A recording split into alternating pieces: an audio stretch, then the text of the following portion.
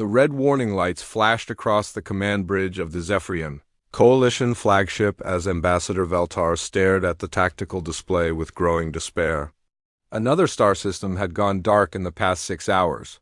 The Devourers had consumed everything in the Kepler 442 system, just like they had done to 17 other systems in the past 3 months.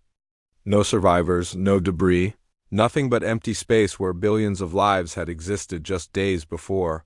Veltar's forearms trembled as he adjusted his breathing apparatus.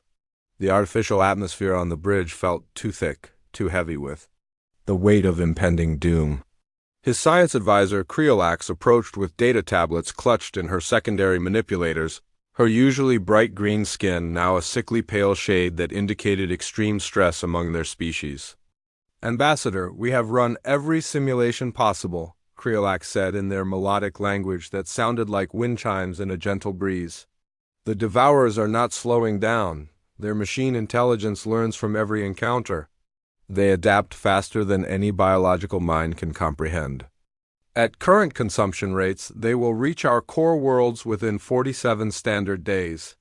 The bridge fell silent except for the soft humming of life support systems. Veltar looked around at his crew, seeing the same expression of hopeless resignation on every face. The coalition had always prided itself on peaceful solutions, on diplomatic negotiations that could resolve any conflict. But how do you negotiate with machines that view all organic life as nothing more than raw materials to be processed? What about the Centauri Alliance? Have they responded to our requests for military assistance? Veltar asked, though he already knew the answer from Creolax's posture. They have withdrawn all their forces to defend their own territories. The Andromedans have done the same. Every major power in the galaxy is now focused purely on self-preservation. No one believes the Devourers can be stopped, only delayed. Creolax paused, her large eyes reflecting the red warning lights. "Ambassador, we are alone in this fight." Veltar moved to the main database terminal, his fingers dancing across the holographic interface as he searched through their records of every known civilization in the galaxy. Surely there had to be someone, somewhere, who possessed military technology advanced enough to make a difference. The Coalition had always focused on exploration and peaceful contact, but perhaps they had overlooked someone who specialized in warfare. The database scrolled through thousands of entries. Advanced civilizations with incredible defensive technologies, but no offensive capabilities. Peaceful trading partners who had never developed weapons beyond basic police forces. Ancient empires that had retreated into isolation and refused all contact. Nothing that could help them face an enemy that consumed entire star systems. "Wait," Veltar said, his voice carrying a note of hope for the first time in weeks. "What?" "About the developing worlds? The species we cataloged but never made formal contact with?" Creolax joined him at the terminal, her scientific curiosity overriding her despair. "Most developing species lack faster-than-light travel, Ambassador. Even if they possessed advanced weapons, they would be unable to reach us in time. But some might have radio technology. We could send them technical specifications, help them build what they need." Veltar's fingers moved faster across the interface, filtering the database for any world that showed signs of technological development. The search results appeared on the holographic display. Dozens of worlds with primitive radio signals, but most were too far away or showed no signs of military development. Veltar was about to give up when one entry caught his attention. A small blue planet in what the database called the Orion. Arm, designated as Sol 3 by their survey teams, but apparently called Earth by its inhabitants. "Look at this," Veltar said, highlighting the entry. "Carbon-based life forms, oxygen-nitrogen atmosphere, confirmed radio technology. The last survey. Update shows they have achieved basic spaceflight and nuclear technology." Creolax studied the data with growing interest. The entry is marked as preliminary survey only and dated over 50 of their years ago. They could have advanced significantly since then. Nuclear technology suggests they understand high-energy physics.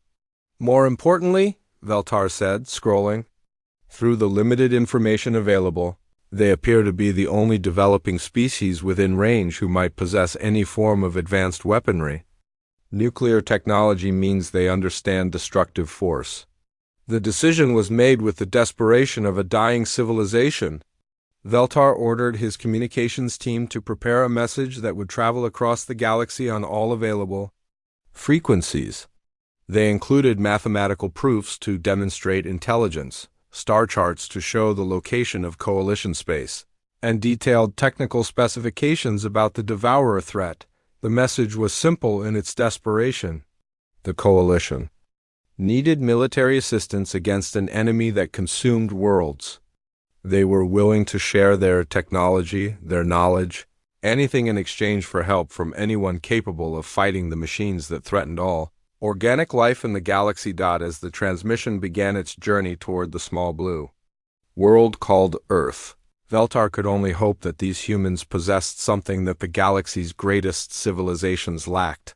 The coalition had exhausted every diplomatic option, every peaceful solution. If these unknown beings could not help them, then perhaps it was simply time for organic life to accept its fate and make room for the cold efficiency of the DEVOURERS. Dr. Lisa Wang was working the late shift at the upgraded Arecibo array when her instruments detected something impossible. The signal was clearly artificial, definitely not natural cosmic background radiation, and it was coming from outside the solar system. She had been monitoring deep space communications for the search for extraterrestrial intelligence program for over 8 years, but she had never seen anything like this. The signal contained mathematical sequences that any intelligent species would recognize, followed by what appeared to be star charts showing the location of multiple solar systems. But most disturbing were the final sections of the transmission, which seemed to show some kind of technological specifications alongside images of what could only be described as massive mechanical structures consuming entire planets. Lisa immediately contacted Dr. Kevin Murphy at Space Command, who had been designated as the military liaison for any potential extraterrestrial contact. Within 6 hours, she found herself in a secure conference room with some of the highest-ranking officials in the government, trying to explain that Earth had just received what appeared to be a desperate plea for military assistance from an alien civilization facing extinction. The emergency meeting at the Pentagon had been going on for 18 hours straight. General Kevin Murphy rubbed his tired eyes as he looked around the table at the assembled team of scientists, military advisors, and government officials who were trying to make sense of what they had received from space. The alien transmission had been decoded and translated through advanced computer algorithms, and the message was both clear and terrifying. Dr. Amy Foster, the lead xenobiologist, brought in from NASA, spread out printed star charts across the conference table. "The mathematical proofs check out perfectly," she said, pointing to various sections of the decoded message. "These beings are definitely more advanced than us technologically, but they're asking for our help against something they call the Devourers. Based on the technical specifications they sent, these machines consume entire solar systems." Ambassador Susan Torres, who had been selected to handle potential diplomatic contact, studied the translation notes with growing concern. "They're specifically asking for military assistance. Not scientific cooperation, not cultural exchange, but weapons and soldiers. What makes them think we can help against something that destroys planets?" Colonel Ben Rodriguez leaned back in, his chair, his combat experience making him focus on different aspects of the message. "Maybe they know something about us that we don't realize ourselves. Or maybe they're just desperate enough to ask anyone with nuclear technology for help." The discussion was interrupted when Dr. Lisa Wang entered the room carrying several new data tablets. Her face showed a mixture of excitement and worry as she approached the table. "We've established two-way communication with them. They responded to our reply signal and they want to arrange a formal contact protocol." General Murphy stood up and walked to the large display screen showing Earth's current satellite network. "How long before we can have a proper conversation with these aliens?" "The signal delay is approximately 6 hours each way," Dr. Wang replied. "But they've agreed to use a series of relay stations to speed up the process." We should be able to have near real-time communication within the next day. The first formal communication session took place in a specially prepared facility at Space Command Headquarters. The human team sat around a curved table facing a large, holographic display that showed the translated words of Ambassador Veltar and his advisors. The time delay made conversation awkward, but both sides were eager to establish meaningful contact. "We greet you, beings of Earth," came the translated voice of Veltar. "We are grateful for your response to our transmission.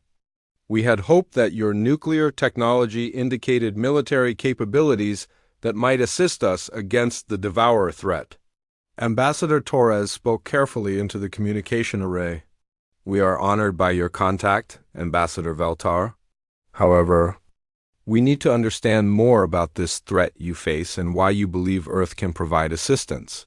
The 6-hour delay felt endless, but when Veltar's response arrived, his tone carried obvious relief. "Your world shows signs of advanced weapons technology. Our databases indicate that your species has developed nuclear weapons and spaceflight capabilities. We had hoped this meant you possessed military experience." Dr. Foster exchanged glances with Colonel Rodriguez before speaking. "Ambassador Veltar, we should be honest about Earth's history. Our species has indeed developed weapons technology, but this development came through centuries of warfare among our own people. We have experience with conflict because we have fought many wars against each other." Another long delay followed before Veltar responded, but when his words came through the translator, the human team could detect a note of surprise. "You have engaged in warfare against your own species. This is unusual among galactic civilizations. Most species develop spaceflight only after achieving planetary unity." Colonel Rodriguez decided to be more direct in his response. "Ambassador, human history includes thousands of years of almost constant warfare. We developed our current military technology specifically to fight other humans.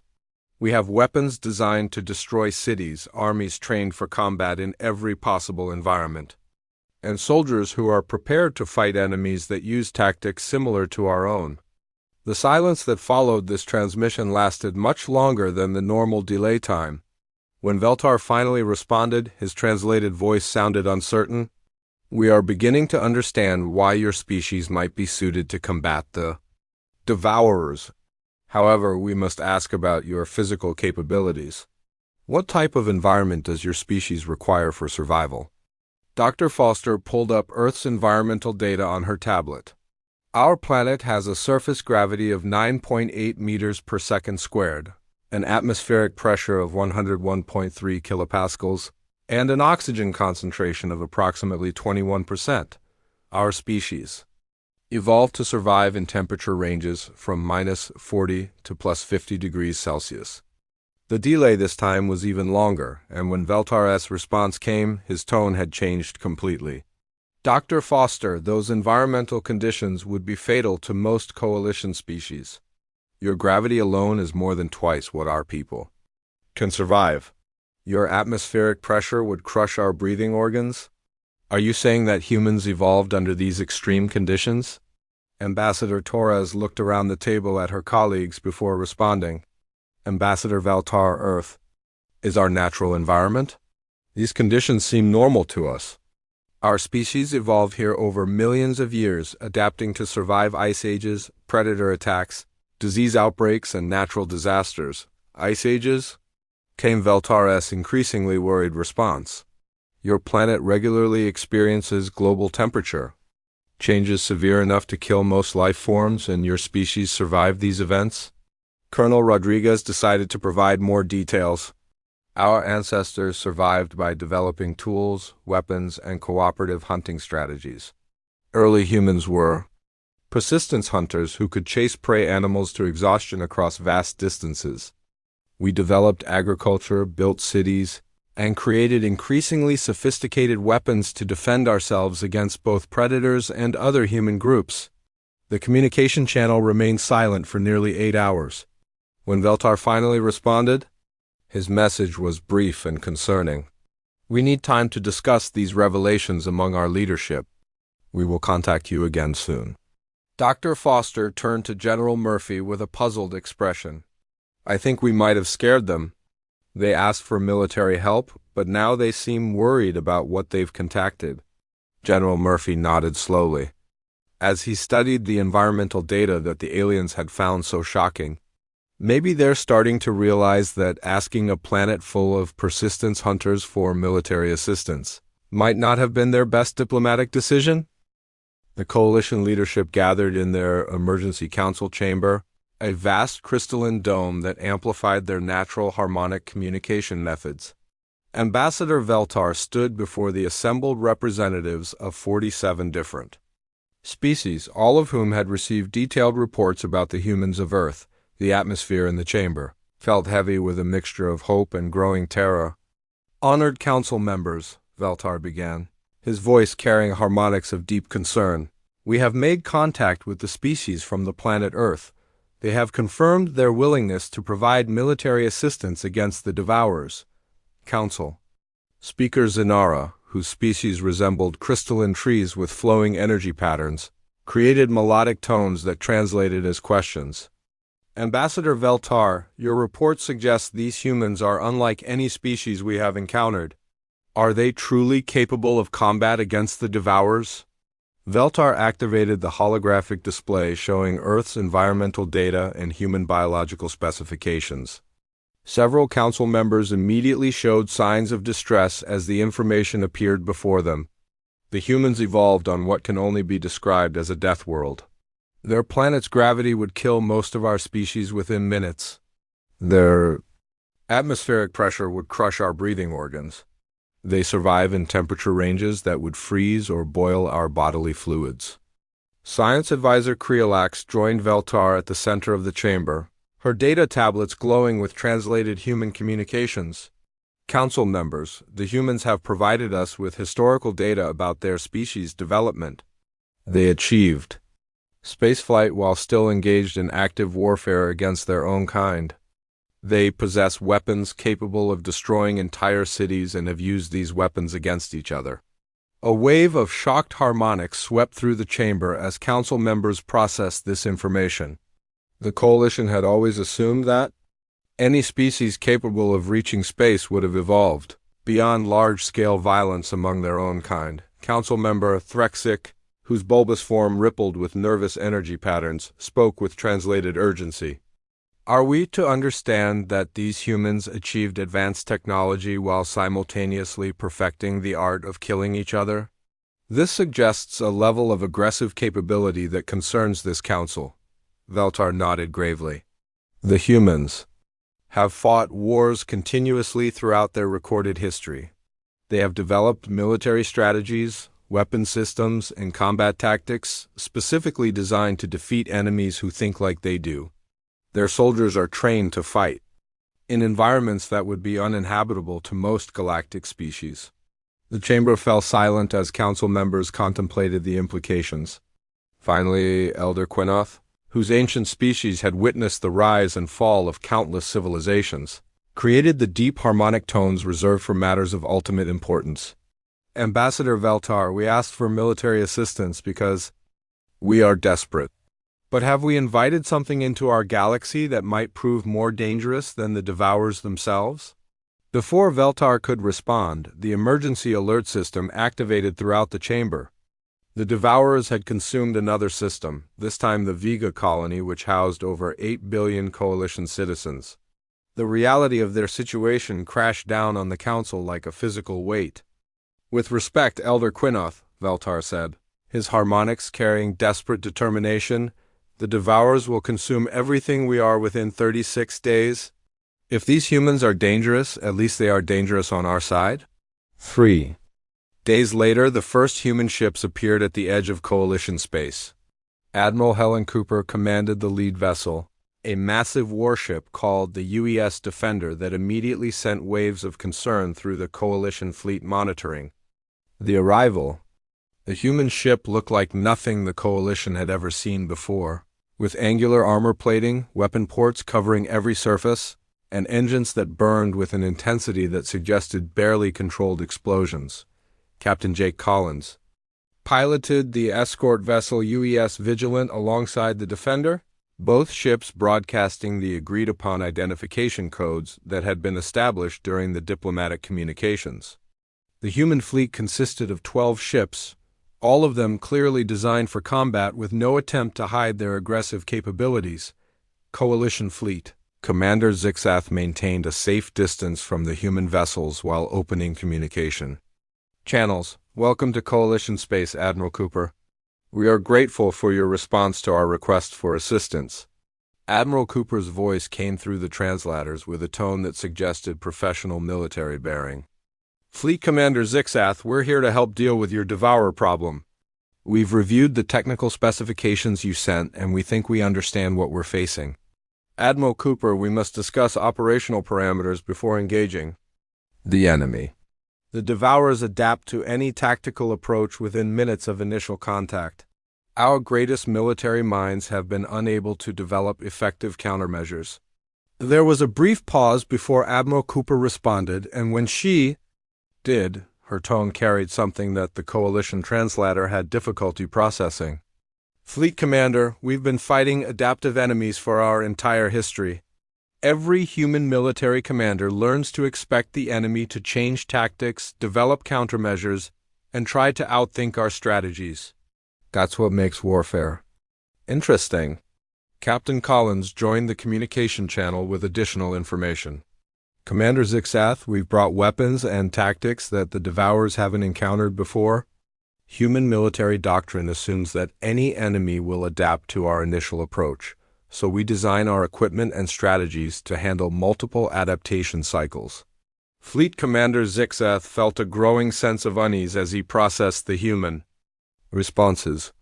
These beings spoke about warfare and adaptation as if they were discussing routine technical problems. Admiral Cooper, we should arrange a formal briefing to coordinate our forces and establish command protocols. Agreed, Commander. We'll send over technical specifications for our weapon systems and tactical doctrines. Fair warning, though, some of our equipment might seem excessive by your standards. Humans tend to build things tougher than necessary and plan for worst-case scenarios. As the first human technical data began transferring to Coalition computers, analysts throughout the fleet started reviewing weapon specifications that defied their understanding of civilized warfare. The humans had brought nuclear weapons, kinetic impactors, electromagnetic pulse devices, and something called relativistic kill vehicles that appeared to use pure physics as a weapon. Dr. Michelle Roberts, the human fleet's chief engineer, sent a message that would be discussed in Coalition military circles for generations. Commander Zixath, we've been looking at the Devourer technology specs you provided. These machines are impressive, but they seem to rely heavily on efficiency and logical tactical approaches. That's actually good news for us because humans specialize in illogical tactical approaches that work anyway.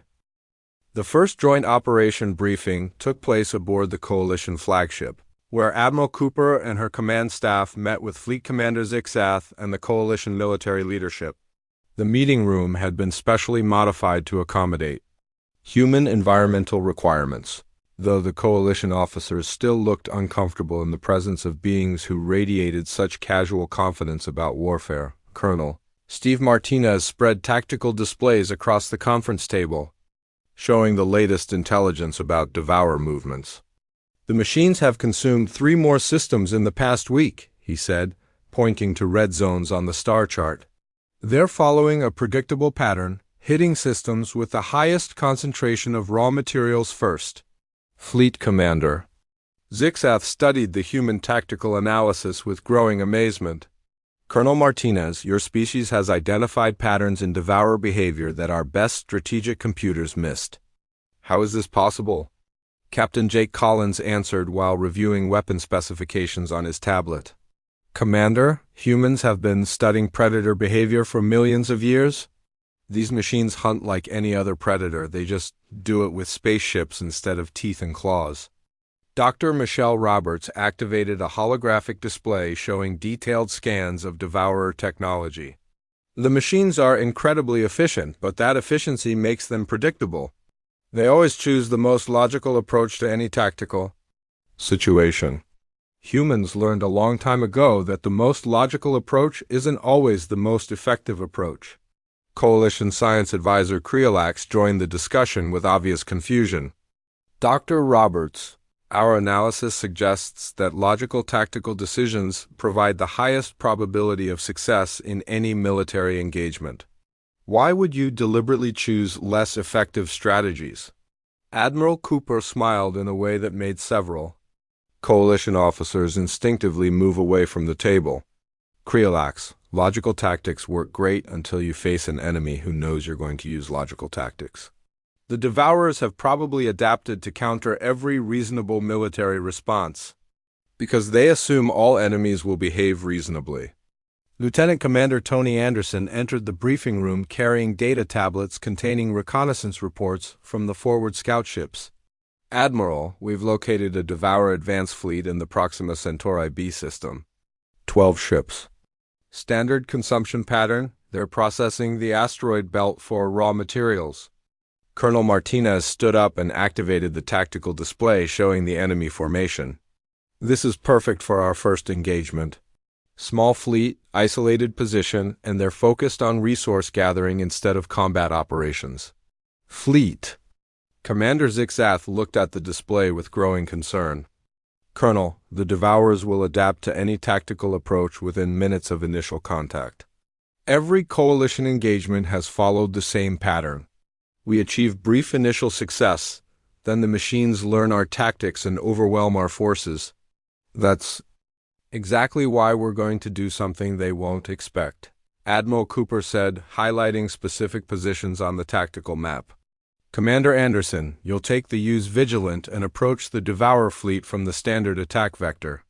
Make it look like a conventional assault. Lieutenant Commander Anderson nodded and made notes on his tablet. Standard approach. Conventional weapons, predictable tactical formation. Got it, Admiral. Captain Collins pulled up additional tactical displays showing the positions of the other human ships.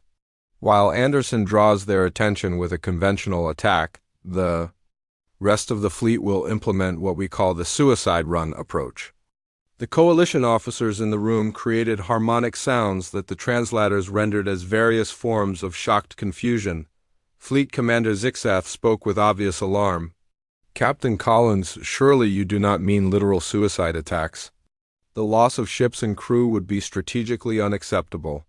Colonel Martinez laughed in a way that made the coalition officers even more uncomfortable. Commander, we call it a suicide run because it looks suicidal to anyone watching. But humans have been perfecting the art of barely controlled violence for thousands of years. We know exactly how much damage our ships can take before they actually break. Dr. Roberts activated detailed engineering schematics showing human ship construction. Coalition vessels are built for efficiency and long-term operation. Human ships are built to survive getting shot at by other humans who really want to kill us. Our armor can handle impacts that would vaporize most galactic standard vessels. The battle began 18 hours later when Lieutenant Commander Anderson's ship approached the Devourer fleet using standard coalition attack patterns. The machines immediately began adapting their defensive systems to counter what appeared to be a conventional assault. Their response followed predictable patterns, repositioning ships to create overlapping fields of fire and charging weapons. Systems designed to overwhelm coalition shielding technology. The Devourers were perfectly positioned to repel Anderson's attack when the rest of the human fleet emerged from hyperspace at impossible angles, traveling at velocities that violated every known principle of safe space navigation. Captain Collins piloted the UES Defender directly through the center of the Devourer formation while firing nuclear-tipped kinetic impactors at point-blank range. The machine intelligence controlling the Devourer fleet had never encountered tactics that deliberately exposed attacking ships to maximum enemy fire, while simultaneously delivering devastating close-range attacks. Their adaptive algorithms could not process the concept of deliberately choosing tactical approaches that appeared to guarantee mutual destruction. Sergeant Danny Williams led a boarding party that used magnetic clamps and explosive charges to attach themselves to the hull of a Devourer command ship. The machines had no defensive protocols for enemies who would voluntarily board hostile vessels. Without any guarantee of survival or extraction. Engineer Kate Thompson coordinated the technical assault from aboard the UES Vigilant, using electromagnetic pulse weapons to disrupt Devourer communication networks while the boarding teams planted nuclear charges inside their command centers. The machines could adapt to conventional weapons, but they had no response to enemies, who treated nuclear explosions as standard tactical tools. The battle lasted 47 minutes and ended with the complete destruction of the Devourer advance fleet. The human ship sustained significant damage, but Admiral Cooper's casual report to Fleet Commander Zixath suggested that this level of destruction was considered acceptable by human military standards. Commander, we've eliminated the advance fleet and recovered substantial technical data from their command systems, Admiral Cooper reported. Our boarding teams retrieved intact Devourer computational cores before the nuclear charges detonated. Fleet Commander Zixath could barely process what he had witnessed. Admiral Cooper, your forces deliberately engaged in tactics that appeared to guarantee heavy casualties. How did you achieve such complete victory while sustaining only minor losses? Colonel Martinez answered while reviewing battle damage reports. Commander, the Devourers expected us to behave like every other species they've encountered. They didn't know how to respond to enemies who think getting shot at is just part of the job. The news of the human victory spread throughout Coalition space faster than official military communications could travel. For the first time in months, Coalition worlds began transmitting messages of hope instead of desperate evacuation requests. The impossible had happened. Someone had defeated the Devourers in direct combat and emerged victorious without losing a single ship. Admiral Cooper stood on the bridge of the UES Defender studying the tactical displays that showed the location of the Devourer core system. Intelligence gathered from the destroyed advance fleet had revealed the central command structure that controlled the entire machine network. The core intelligence resided in a heavily fortified system surrounded by thousands of defensive platforms and production facilities that had been consuming stellar matter for decades. Fleet Commander Zixath joined the human command staff for the final mission briefing, though his presence felt more like witnessing a natural disaster than participating in military planning. The humans discussed the assault on the Devourer homeworld with the same casual efficiency they might use to plan a camping trip. The core system has approximately 8,000 defensive platforms, Captain Jake Collins reported while highlighting targets on the holographic display. Standard Devourer configuration, overlapping fields of fire, adaptive shielding systems, and automated repair facilities. Colonel Steve Martinez reviewed the intelligence data with obvious satisfaction. The machines have spent decades building the perfect defensive network. Every approach vector is covered. Every possible attack angle has multiple redundant countermeasures, and their central intelligence can coordinate responses across the entire system simultaneously. Dr. Michelle Roberts activated additional displays showing detailed technical specifications of the Devourer installations. The defensive network is designed to handle any reasonable assault force. Their calculations assume that attacking fleets will try to minimize casualties while achieving tactical objectives. Fleet Commander Zixath felt compelled to state the obvious tactical problems. Admiral Cooper, even with your unconventional methods, surely you cannot seriously consider a direct assault on such overwhelming defenses. The mathematical probability of success approaches zero. Admiral Cooper smiled with the same expression that had been terrifying Coalition officers throughout their brief alliance. Commander, you're absolutely right. No reasonable military force could successfully assault that system. Good thing we're not reasonable. Lieutenant Commander Tony Anderson entered the briefing room carrying the final mission parameters that had been developed by the Human Tactical Planning Committee. Admiral, we've completed the approach calculations. Engineering reports that all ships can be modified for the required operational parameters within 6 hours. Captain Collins reviewed the mission specifications with obvious approval. The Devourers expect us to approach their core system like every other military force they've encountered. They're prepared for conventional attacks, siege tactics, and even kamikaze runs using standard propulsion systems. They're not prepared for relativistic impact weapons, Dr. Roberts said, activating technical displays that made Fleet Commander Zixath create harmonics of pure terror.